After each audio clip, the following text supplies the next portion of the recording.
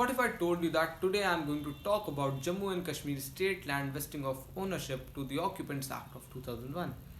There are chances that you would not take this video seriously or you would skip it. But what if I told you that I am going to talk about something called Roshni Act in Jammu and Kashmir? Then it might grab your attention. Roshni Act, what is that? It is the act which we all think it has something to do with electricity, but actually all it had to do is with real estate. Central government has issued order to dismantle this law, but first this law was dismantled by Governor of Jammu and Kashmir in 2018 and then by Jammu and Kashmir High Court just last month. Central government has issued ways to dismantle this law. But first let's get to know what is this Roshni Act. In 2001, when Farooq Abdullah was the Chief Minister of Jammu and Kashmir State Assembly passed the law. This is the law I referred to in the beginning, that is Jammu and Kashmir state land vesting of ownership to the Occupants Act of 2001.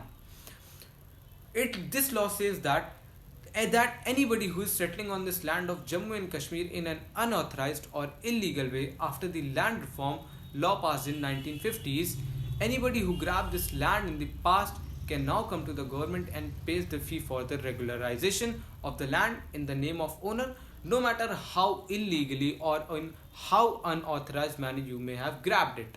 But now the problem for the government was how to sell this land to the people, because people thought it was just another way for the elites to help themselves, also fearing the public outcry for helping elites.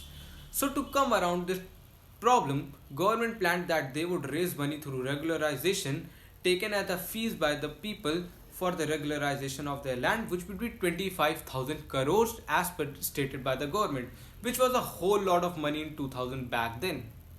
This money would be used in overcoming the chronic power cut of electricity problems, or enhance our electricity resources and would bring Roshni or electricity in the state of Jammu and Kashmir as said by the Jammu and Kashmir state government at that time.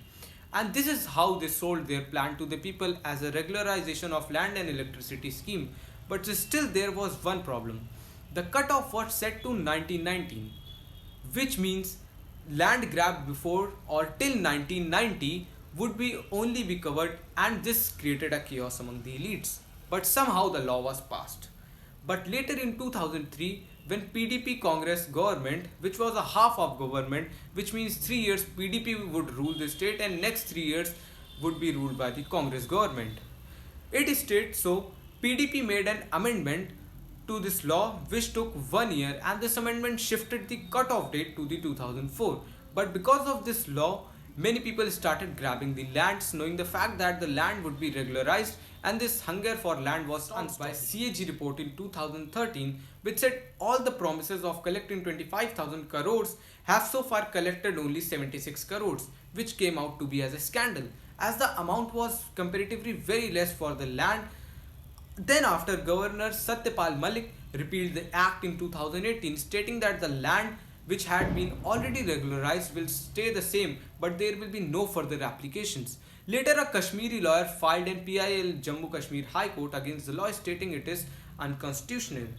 And on this 9th October 2020, Jammu and Kashmir High Court reprobate this, stating it fully unconstitutional, and further passed a statement that all the land grabbed by the people will be taken back, and now government has set up a committee to take all the land in 6 months.